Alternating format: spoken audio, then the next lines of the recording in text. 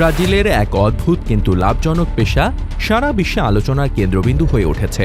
সেখানে মানুষ মাছের মাংস নয়, বরং আঁশ বিক্রি করেই আয় করছে মাসে প্রায় $৮০,০০০। এই ব্যবসার মূল উৎস এক বিশেষ প্রজাতির মাছ, আটলান্টিক স্টারজেন, যা পৃথিবীর সবচেয়ে প্রাচীন ও বৃহৎ মাছগুলোর একটি হিসেবে পরিচিত। আটলান্টিক স্টারজেন মাছ মূলত আটলান্টিক মহাসাগরের উপকূল জুড়ে পাওয়া যায়। এর দৈর্ঘ্য কয়েক মিটার পর্যন্ত হতে পারে আর ওজন কয়েকশো কিলোগ্রাম। মাংস সুস্বাদু হলেও ব্রাজিলের স্থানীয়রা এই মাছের মাংসে তেমন আগ্রহী নয়। তাদের কাছে এই মাছের প্রকৃত মূল্য লুকিয়ে আছে রাঁশে, একটি উপাদান যা একটি বিলাসবহুল হস্তশিল্প ও শিল্পোৎপাদনের কাঁচামাল হিসেবে বিশ্ববাজারে উচ্চমূল্যে বিক্রি হচ্ছে। মৎস্যজীবীরা প্রতিদিন সমুদ্র থেকে স্টারজেন ধরে ঘরে ফেরেন, কিন্তু তাদের প্রধান কাজ তখনই শুরু হয়।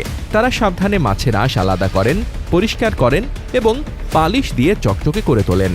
বড় আকারের আঁশগুলো দিয়ে তৈরি হয় বিভিন্ন শিল্পকর্ম, ঝাড়বাতি, ল্যাম্পশেড, অলংকার ও ফ্যাশন অ্যাক্সেসরিজ। এগুলোর রং ও টেক্সচার এমন যে অনেক সময় এগুলো মুক্ত বা হাতির দাঁতের বিকল্প হিসেবেও ব্যবহৃত হয়। অন্যদিকে ছোট আঁশগুলো রপ্তানি হয় চীনে। সেখানে এগুলো খাদ্য ও ঔষধ উভয় ক্ষেত্রেই ব্যবহৃত হয়। চীনের ঐতিহ্যবাহী খাদ্য সংস্কৃতিতে ফিশ জেলি নামে একটি জনপ্রিয় পদ রয়েছে, যার মূল উপাদানই এই মাছের আঁশ।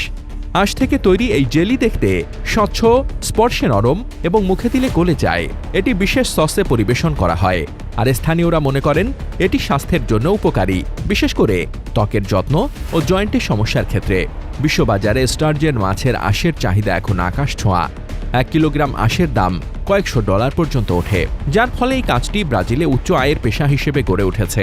বর্তমানে ব্রাজিল সরকারও এই খাতকে টেকসইভাবে গড়ে তোলার উদ্যোগ নিচ্ছে, যাতে অতিরিক্ত শিকার রোধ করে মাছের প্রজাতি সংরক্ষণ করা যায়। ডেস্ক রিপোর্ট, বার্তা বাজার।